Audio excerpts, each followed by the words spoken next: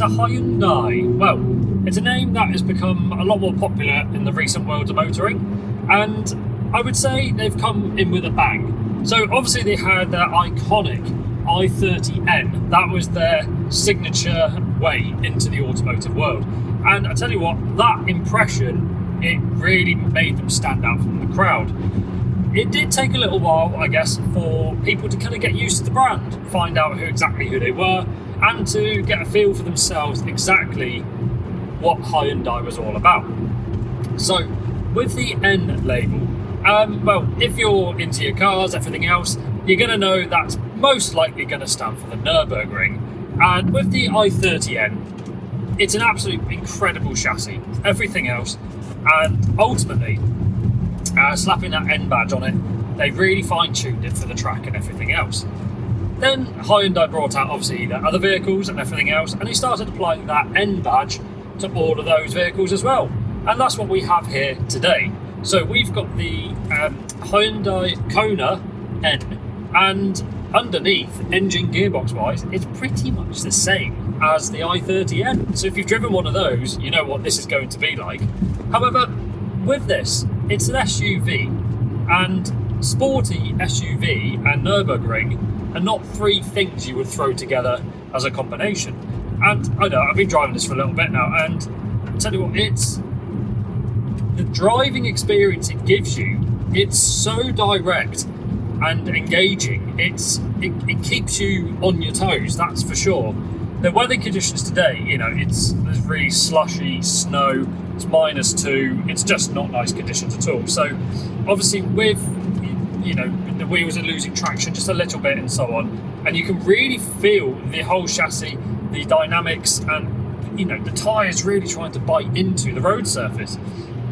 It's it's an absolutely fantastic car to drive on the road.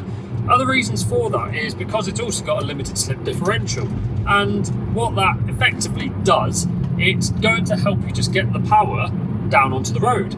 This has got 276 brake horsepower, and it does have an overboost button, which effectively it ramps up the pressure on the turbo just temporarily for 20 seconds. And also, when you lift off, it gives you a little bit of that anti-lag kind of sound, which you get in the rally cars and so on. So, through the steering wheel, you can really feel every bump in the road. You can feel the grooves, the dynamic.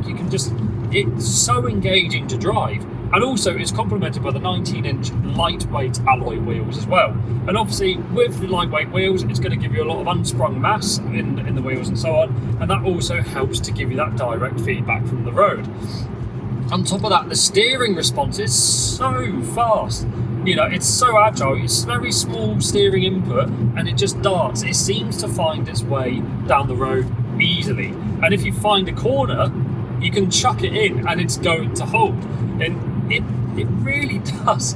It's amazing how quick the power picks up in this. It's not what I expected at all. It's really, it's really surprised me, this vehicle, and I would say go and test drive one, and any one of the other N models as well, because it's so much more engaging than I thought.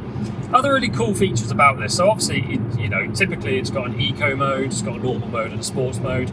That's become the norm on most vehicles these days, and I've been driving it mainly in the normal and the sport mode, but I would say there are settings all on the dash, or on the center console I should say, to adjust exactly how the limited slip diff works, how the engine responds, even the suspension, how that feeds back, and also the gearbox as well, because it's an 8-speed gearbox in this as well, and you've got paddle shift. What I will say overall, it doesn't really matter if you've got the suspension on the softest setting, the hardest.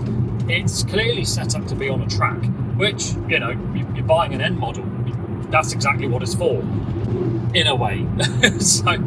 But it's never going to be the most comfiest of vehicles. However, that stiffness in the suspension makes it a lot more engaging to drive.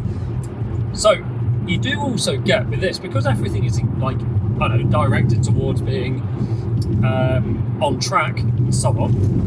You've either got lap timers, you've got G-force meter readings, you've got in the centre here, you've got again all of your lap time counters and everything else and so on.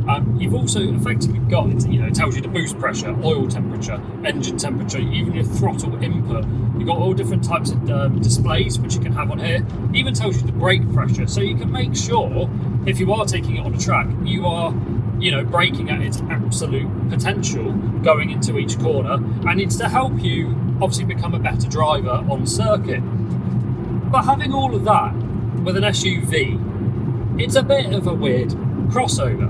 However, I love it. I think this is great. This is I can see why people are picking up on this these days and on this trend, because it's not what I expected at all. With the driving position, I'm going to be honest, it is more of an SUV. Yeah, it's a sportier position, a little bit lower down compared to other vehicles with its competitors.